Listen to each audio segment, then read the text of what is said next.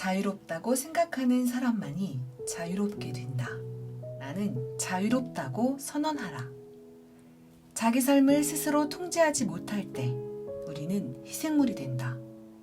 여기서 핵심은 누가 통제하는가이다. 자기 운명의 실타래를 스스로 당기지 못한다면 다른 무엇이 당신을 조종하게 된다. 그렇게 우리는 다양한 방법으로 끝없이 희생당할 수 있다. 내가 말하는 희생자란 범죄나 사고 현장에서 피해를 입은 사람을 가리키는 것이 아니다. 일상생활에서도 우리는 감정과 행동의 주도권을 도둑맞고 희생당할 수 있으며 어느 순간 이런 생활이 습관처럼 굳어질 수 있다. 타인의 지시를 무조건적으로 따르며 살아가는 모든 사람은 희생자이다. 그들은 어느 날 원하지 않는 일을 하고 있는 자신을 발견한다. 화를 꾹꾹 눌러 참으며 하고 싶지 않은 일에 필요 이상의 수고를 감내한다. 희생물이 된다는 의미는 별다른 것이 아니다. 자신의 의지가 아니라 외부 요인의 감정을 통제받고 행동하는 사람이 희생물이다. 인류 사회의 인간을 지배하는 외부 요인은 도처에 자리 잡고 있다. 각종 억압에 감금되지 않는 사람만이 희생물이 되지 않는다. 희생물이 되는 사람들은 대부분 정신적으로 약해진 상태이다. 그들은 자신을 충분히 똑똑하지 않다고 여기며 자기 운명을 책임지기엔 강하지 않다고 생각한다. 그래서 이들은 운명의 결정권을 더 똑똑하거나 더 강하다고 생각하는 사람에게 넘긴다. 남들 앞에서 결코 자기 주장을 강하게 내세우는 일도 없다. 삶의 방향키를 자신의 손에 쥐고 있지 않을 때 우리는 희생물이 된다. 자기 파멸적인 행동을 하는 사람도 희생자가 된다. 우울, 불안, 걱정, 근심, 상처, 언짢은 기분을 안고 오랜 기간 살아가는 사람도 희생자들이다.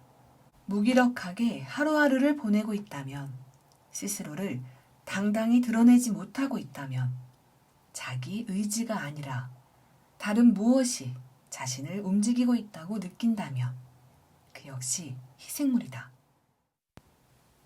더 성장하기 위해 노력을 기울이지 않는 사람도 마찬가지다. 방금 내가 한 말에 반박하지 못하는 사람 또한 운명의 재물이다. 내 주장에 아무런 반박 없이 고개를 끄덕였다면 함께 질문을 던져보자. 희생물이 되는 길에서 우리를 구원할 수 있는 것은 무엇인가? 과연 무엇이 우리에게 자유를 가져다 주는가? 2장. 두려워할 것은 두려워하는 마음뿐이다. 용기는 나에 대한 믿음에서 시작된다. 두려움과 맞서기 위해서는 용기가 필요하다. 굳건한 의지 없이 두려움과 기꺼이 마주하기란 정말 어려운 일이다. 용기란 비난이 한 가운데로 달려 들어가 스스로를 믿고 자기가 내린 선택의 결과를 받아들이며 거기서 깨달음을 얻는 것을 뜻한다. 자신이 내린 결정을 신뢰하여 제도와 타인에 의해 조종당하는 삶을 끊어버리는 것이다. 만약 그렇게 했을 때 나에게 어떤 최악의 일이 일어날까? 반복적으로 이 질문을 던지면서 내면의 용기를 단련할 수 있다. 현실적인 가능성을 고려하면 우리가 상상할 수 있는 최악은 발생하지 않는다. 어린 아이는 어둠을 무서워하지만 정작 어둠 속에는 아무것도 없다. 좋은 방향으로 아무 변화도 일어나지 않는다는 사실이 당신이 걱정해야 할 최악이다. 자기 선택이 적을수록 더 나약해진다. 두려움에 사로잡혀 무기력해졌을 때, 다른 말로 희생물이 되었을 때 이런 질문을 던져보라. 이런 상태에서 내가 얻을 수 있는 것은 무엇인가? 당신의 첫 번째 대답은 아무것도 없다일 것이다. 조금 더 깊은 질문을 던지자. 왜 사람들은 자신만의 길을 스스로 가려하지 않고 타인의 손에 자신의 운명을 쉽게 넘기는 걸까? 겉보기엔 위험을 피하는 것처럼 보일 수 있다. 다른 사람에게 주도권을 넘기며 자신의 판단으로 궁지에 몰리는 상황을 회피하는 것이다. 만약 일이 잘못되면 당신은 그렇게 하도록 지시한 사람을 비난할 수 있다. 훨씬 더 고통스러운 자기 책임은 깔끔하게 모른 채 한다. 자신의 행동에 변화가 필요할 때도 손쉽게 피할 수 있다. 그냥 누구 때문에 손해를 본 선량한 피해자로 남으면 그만이다. 가해자들로부터 허울뿐인 사과를 받는 것이 유일한 위로다. 나약함으로 얻을 수 있는 보상은 자기 앞에 놓인 위험을 피하는 것일 뿐이다. 이런 태도가 어떤 신경 과민성 행동을 유발하는지는 다른 저작 행복한 이기주의자에 자세히 설명했다. 여기서 기억해야 할 점은 하나다. 어떤 위험이 있을지라도 자신의 권리를 강화하는 방향으로 행동과 정신을 단련하라. 그것만이 삶의 질을 향상시킨다. 용기와 신념을 유지하는 12가지 전략. 두려움에 맞서 자기 신념을 고수하면 사람들의 존중을 받는다. 당신은 확신을 잃어버리면 자멸적 결과를 초래한다는 것과 이를 방지하기 위해선 용기가 필요하다는 사실을 알았을 것이다. 용기는 선천적으로 타고나는 속성이 아니다. 용기는 도전과 마주할 때마다 새로이 준비해야 하는 자질이다. 다음에 몇 가지 상황과 전략들을 나열했다. 살면서 누구나 겪기 마련인 희생물로 전락하는 전형적인 상황 속에서 용기와 신념을 갖고 맞설 수 있도록 여러분들을 도와줄 것이다. 첫 번째, 허락을 구하지 마라. 다른 사람의 허락을 얻은 후 행동하려고 하지 마라. 애원하거나 매달리지 말고 선언하라. 질문해도 괜찮겠습니까? 라고 하지 말고 나는 무엇을 알고 싶습니다. 라고 하라. 반품해도 될까요? 라고 하지 말고 마음에 들지 않아 반품하러 왔습니다. 라고 하라. 1시간 나갔다 와도 되겠습니까? 라고 하지 말고 나갔다 오겠습니다. 혹시 저한테 부탁할 것 있나요? 라고 하라. 허락을 받아야 하는 사람들은 오직 노예와 죄수들 뿐이다. 두 번째, 상대의 눈을 보라. 대화하는 상대의 눈을 똑바로 마주보라. 눈을 내려 깔거나 옆을 바라보는 자세는 상대에게 자신감이 없다는 신호를 던져준다. 타인에게 먹잇감으로 요리되기에 이만큼 좋은 표식이 없다.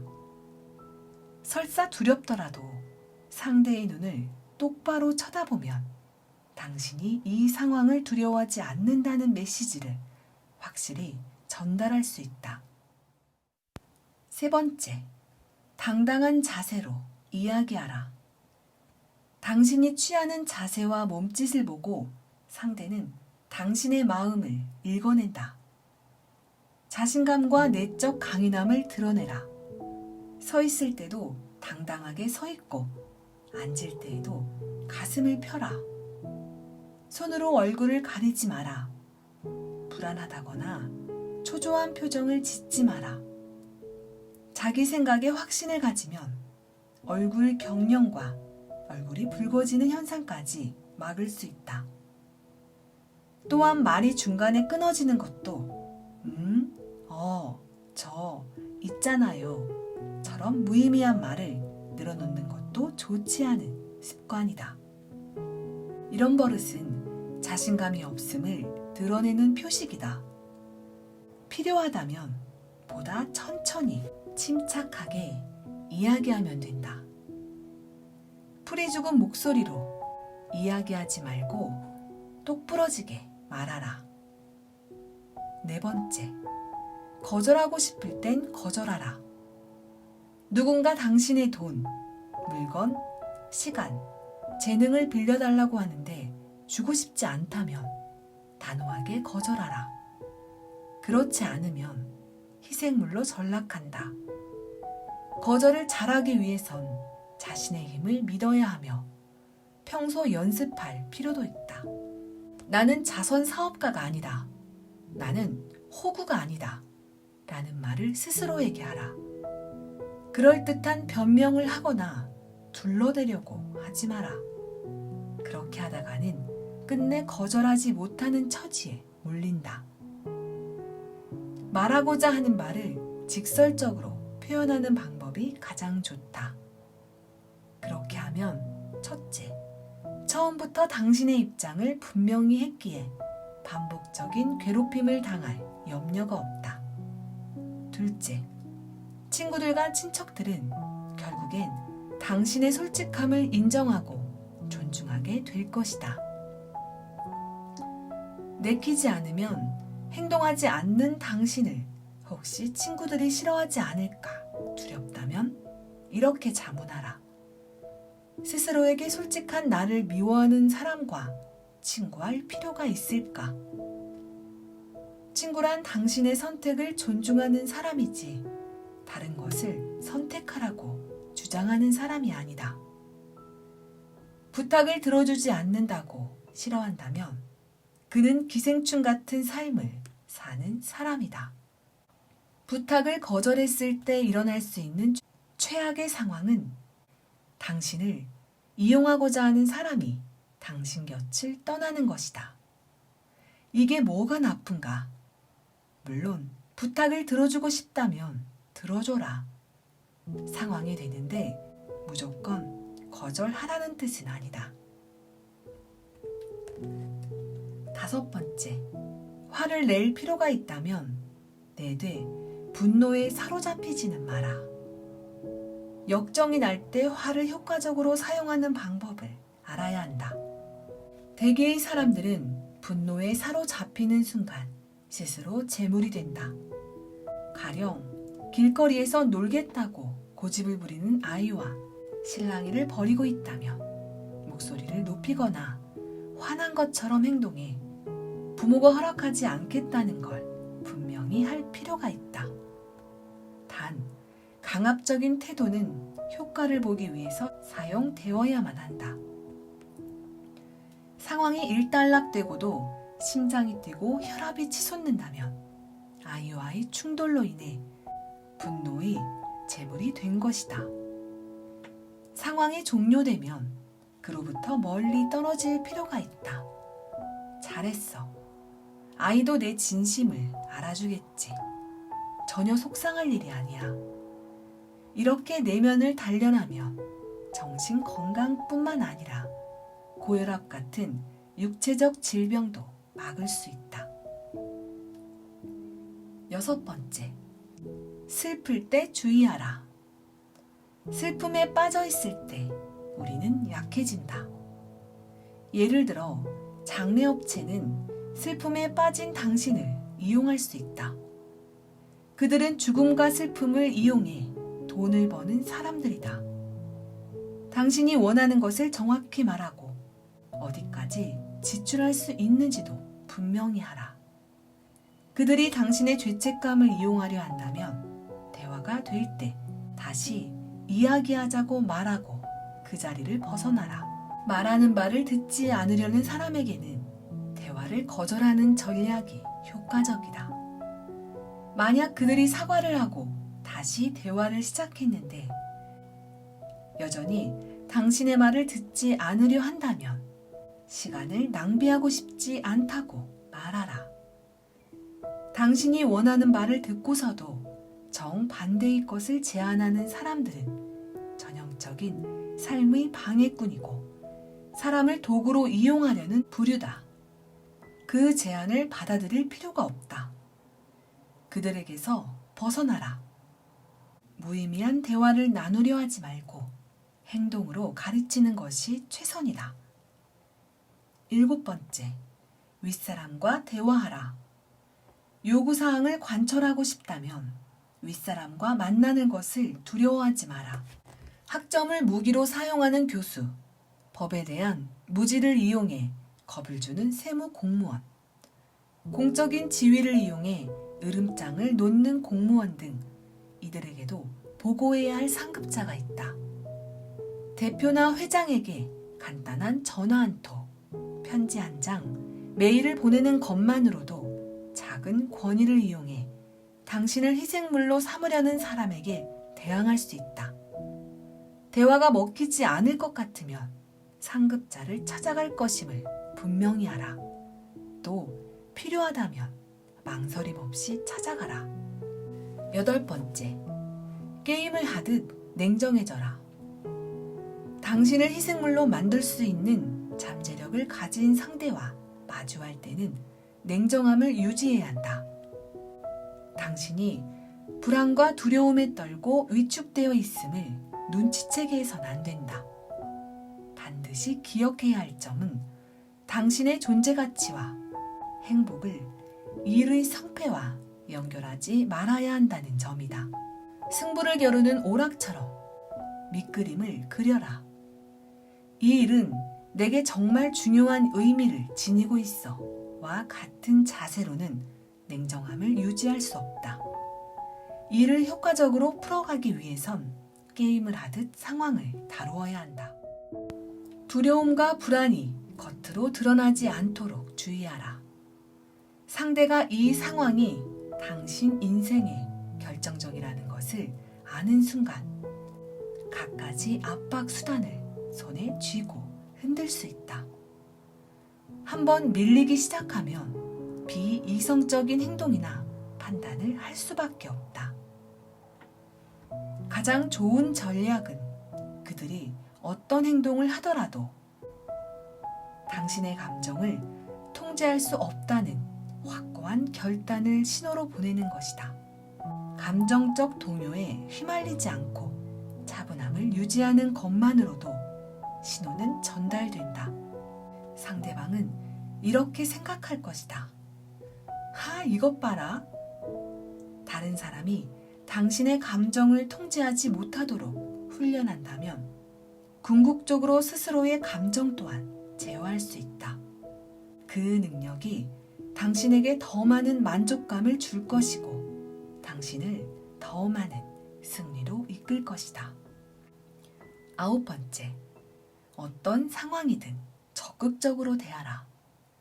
면접을 보거나 어떤 업무를 맡게 되었을 때 이 일을 할 수 있을지 잘 모르겠습니다 라는 말은 절대 하지 마라. 그 대신 해본 적은 없지만 배우면 할 수 있습니다 라고 하라. 자신이 무엇이든 할 수 있다는 점을 강조하라. 이미 다양한 상황을 겪은 당신에게 어떤 일이든 할 수 있는 유연성을 갖추고 있음을 기억하라. 그만한 자격이 있음을, 해낼 수 있는 열정이 있음을 이야기하라. 지속적으로 배우고 학습할 수 있는 사람임을 홍보하는데 주저해서는 안 된다. 강하다는 인상, 넘치는 자신감에 거부감을 갖는 일부 면접관들은 그런 당신을 싫어할 수 있지만 대다수는 자신감을 높게 평가한다. 만약 일부 부정적인 사람들에게 면접을 봤다면 회사에 또 다른 면접을 요청하라. 이런 종류의 인내와 적극성은 당신에게 더 많은 기회를 가져다 준다. 10번째, 개인적인 이야기를 하는데 주저하지 마라. 주변 사람들이 당신의 내밀한 개인사를 알게 되면 이로 인해 또다시 상처받지 않을까 두려운가? 이 두려움에 도전하라. 상처받을 수 있다는 이 오래된 공포는 99% 거짓말이다. 스스로를 드러내어 자유로워질 수 있다면 이런저런 개인적 화제를 언급해도 마음이 상하지 않는다면 당신은 비밀을 지킬 때보다 더 강해질 수 있다. 물론 개인의 성적 취향, 가정사의 아픔 같은 것들을 시시콜콜 드러낼 필요는 없다. 하지만 당신의 참모습을 주변 지인들이 알게 됐을 때 상처받을 수 있다는 두려움은 버려야 한다. 솔직해져라. 당신의 감정을 공유하라. 드러내지 않아야 상처받지 않는다는 생각을 버려라. 굳이 말하고 싶지 않은 것과 말하기 두려운 것은 차원이 다른 문제다. 왜 자신을 드러내고 싶지 않은지 그 이유에 도전하는 일이 당신을 더 건강한 사람으로 만든다. 부끄러운 과거를 가졌다거나 쉽게 상처받고 너무 소심하다거나 지나치게 다혈질이라는 사실을 사람들이 알았다고 해서 그것이 당신에게 어떤 치명적인 결과를 초래할까? 아니다. 당신의 근심 걱정만 다잡는다면 별다른 일은 일어나지 않는다. 혹시 사람들이 당신에 관한 안 좋은 소문을 퍼뜨리지는 않을까? 대개 그렇지 않다. 당신에 대한 험담이 떠돈다고 해도 그 험담을 받아들이면서 살아갈 것인가? 당신이 한마디도 하지 않더라도 언제든 근거 없는 소문은 퍼질 수 있다. 그러니 가십거리가 되기 싫다는 이유로 위축될 필요가 없다. 11번째, 과다 요금은 그냥 넘어가지 마라. 어떤 서비스를 받고 대금을 지불해야 할 상황에서 받지 않은 서비스 비용까지 청구될 가능성이 있다. 자동차 수리가 대표적인 예다. 호구가 되지 않으려면 한동안 그들이 무엇을 하는지 지켜보아야 한다. 시간을 들여서라도 청구서를 항상 확인하는 습관을 길러라. 잘못된 내역을 발견했다면 즉시 당신이 느낀 불쾌감을 업체에 알리고 그들의 기만을 알려라. 소비자 보호센터나 상인연합회와 같은 공식 경로가 있다면 정식 항의를 하라. 아마도 부당 청구나 바가지 씌우기 같은 일은 드물고 또 우연일 것이라고 생각할지 모른다. 12번째, 납품 기일을 오래 끄는 업체는 상대하지 마라. 가구, 자동차 배달에 오랜 시일이 걸린다는 이야기를 들을 때가 있다. 어느 곳에서도 이보다 더 빨리 납품할 수 없다는 판매원의 말을 그대로 받아들이지 마라. 자동차가 빨리 필요하면 다른 곳에 있는 판매처를 확인하고 필요에 따라선 다른 지방도 확인하라. 납품 기일이 늦어진다고 하면 그런 기다림에 흥미가 없다는 사실을 알리고 판매원 대신 관리자와 상대하라. 납품이 조금이라도 빠른 업자가 있다면 그쪽과 연락해 줄 것을 요구하라. 특별히 빠른 배송을 원한다면 도매업자나 생산자와 접촉하는 것도 고려하라. 선불 결제를 하지 않는 것이 좋고 대리점이 계약 조건을 이행하지 못할 경우 최소한의 보상책을 계약에 명시해 두는 것이 좋다. 까탈스럽게 행동하라는 것이 아니다. 단지 단호하게 요구하면 된다. 10주나 기다리라니 더 빨리 받고 싶은데 어쩔 수 없지와 같은 자세는 당신을 희생자로 만들 뿐이다. 희생당하지 않겠다는 태도, 그런 상황을 용납하지 않겠다는 자세만 있으면 어떤 상황 속에서도 우리는 권리를 챙길 수 있다. 자기 자신을 등불로 삼고 어떤 상황에서도 주인처럼 행동하라. 그것이 스스로를 강하게 만드는 길이다. 어떤 권위도 나의 위에 둘 수는 없다. 스스로 헤쳐나가지 못하고 타인에게 의존하는 순간 희생자처럼 살아가게 된다. 성공이 찾아올 때까지 기다리기보다 스스로 기회를 만들어가라. 결과에 연연하지 않고 묵묵히 자신의 목적을 쫓는다면 당신이 알아차리기도 전에 승자의 위치에 서게 될 것이다. 이 장의 내용은 다음과 같은 짧은 표현으로 요약할 수 있다. 대가를 지불했다면 그에게 반드시 당신의 권리를 요구하라.